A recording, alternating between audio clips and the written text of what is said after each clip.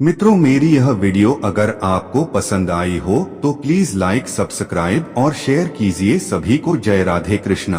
अध्याय 5 अथ पंचमोध्यायः कर्म संन्यास योग। अर्जुन बोले, हे कृष्ण, आप कर्मों के संन्यास की और फिर कर्मयोग की प्रशंसा करते हैं, इसलिए इन दोनों में से जो एक मेरे लिए भली भांति निश्चित कल्याणकारक साधन हो उसको कहिए। एक श्री भगवान बोले, कर्म संन्यास और कर्मयोग ये दोनों ही परम कल्याण के करने वाले हैं, परंतु उन दोनों में भी कर्म संन्यास से कर्मयोग साधन में सुगम होने से श्रेष्ठ है। दो हे अर्जुन, जो पुरुष न किसी से द्वेष करता है और न किसी की आकांक्षा करता है, वह कर्मयोगी सदा सन्यासी ही समझने योग्य है, क्योंकि रागद्वेषादि द्वंद्वों से रहित पुरुष सुखपूर्वक संसार बंधन से मुक्त हो जाता है। 3 उपर्युक्त संन्यास और कर्मयोग को मूर्ख लोग पृथक पृथक फल देने वाले कहते हैं, न कि पंडित जन, क्योंकि दोनों में से एक में भी समय प्रकार से स्थित पुरुष दोनों के फलरूप परमात्मा को प्राप्त होता है। 4 ज्ञान योगियों द्वारा जो परमधाम प्राप्त किया जाता है, कर्मयोगियों द्वारा भी वही प्राप्त किया जाता है।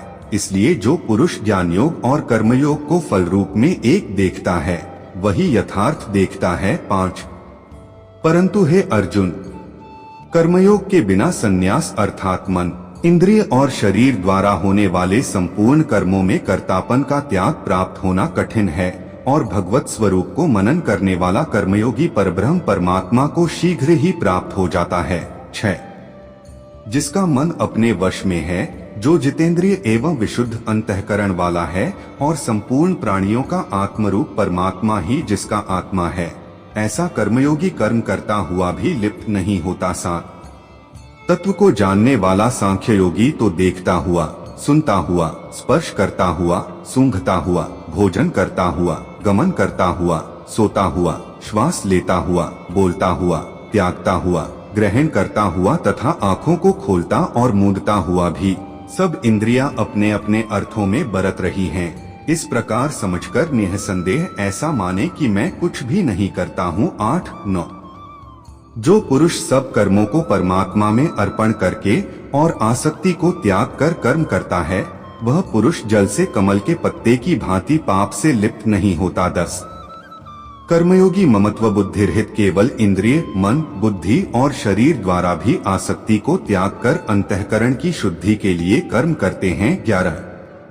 कर्मयोगी कर्मों के फल का त्याग करके भगवत प्राप्ति रूप शांति को प्राप्त होता है, और सकाम पुरुष कामना की प्रेरणा से फल में आसक्त होकर बंधता है। 12 अंतःकरण जिसके वश में है, ऐसा सांख्य योग का आचरण करने वाला पुरुष न करता हुआ और न करवाता हुआ ही नवद्वारों वाले शरीर रूप घर में सब कर्मों को मन से त्याग कर आनंद पूर्वक सच्चिदानंद घन परमात्मा के स्वरूप में स्थित रहता है। 13 परमेश्वर मनुष्यों के न तो कर्तापन की, न कर्मों की और न कर्मफल के संयोग की रचना करते हैं, किंतु स्वभाव ही बरत रहा है। 14 सर्वव्यापी परमेश्वर भी न किसी के पाप कर्म को और न किसी के शुभ कर्म को ही ग्रहण करता है, किंतु अज्ञान द्वारा ज्ञान ढका हुआ है, उसी से सब अज्ञानी मनुष्य मोहित हो रहे हैं। 15 परंतु जिनका वह अज्ञान परमात्मा के तत्व ज्ञान द्वारा नष्ट कर दिया गया है, उनका वह ज्ञान सूर्य के सदृश उस सच्चिदानंद घन परमात्मा को प्रकाशित कर देता है। 16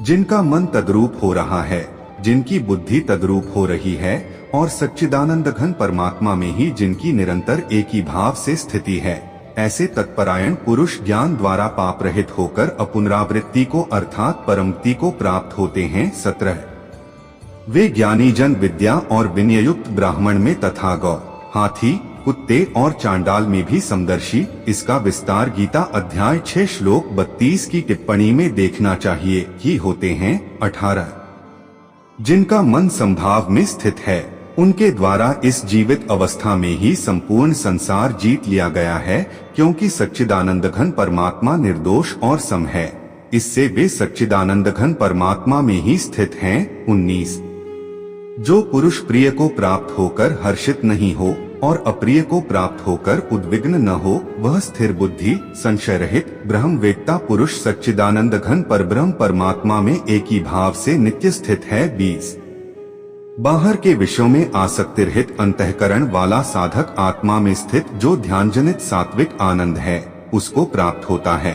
तदंतर वह सच्चिदानंद घन परब्रह्म परमात्मा के ध्यान रूप योग में अभिन्न भाव से स्थित पुरुष अक्षय आनंद का अनुभव करता है। 21 जो ये इंद्रिय तथा विषयों के संयोग से उत्पन्न होने वाले सब भोग हैं, यद्यपि विषयी पुरुषों को सुखरूप भासते हैं तो भी दुख के ही हेतु हैं और आद्यंत वाले अर्थात अनित्य हैं। इसलिए हे अर्जुन, बुद्धिमान विवेकी पुरुष उनमें नहीं रमता। 22 जो साधक इस मनुष्य शरीर में शरीर का नाश होने से पहले ही कामक्रोध से उत्पन्न होने वाले वेग को सहन करने में समर्थ हो जाता है, वही पुरुष योगी है और वही सुखी है।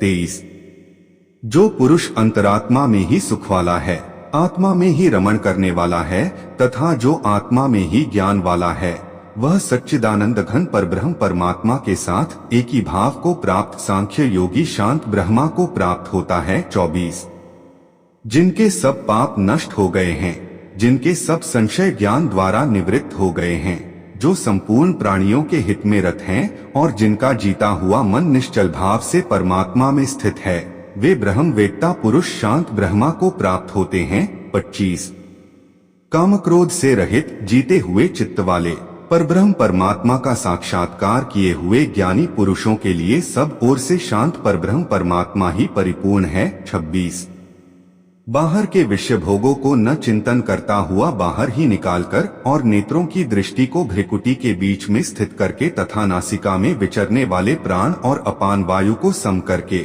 जिसकी इंद्रियां मन और बुद्धि जीती हुई हैं, ऐसा जो मोक्ष प्रायण मुनि परमेश्वर के स्वरूप का निरंतर मनन करने वाला इच्छा भय और क्रोध से रहित हो गया है, वह सदा मुक्त ही है। 27-28 मेरा भक्त मुझको सब यज्ञ और तपों का भोगने वाला, संपूर्ण लोकों के ईश्वरों का भी ईश्वर तथा संपूर्ण भूत प्राणियों का सुहृद अर्थात स्वार्थरहित दयालु और प्रेमी, ऐसा तत्व से जानकर शांति को प्राप्त होता है। मित्रों, मेरी यह वीडियो अगर आपको पसंद आई हो तो प्लीज लाइक, सब्सक्राइब और शेयर कीजिए। सभी को जय राधे कृष्णा।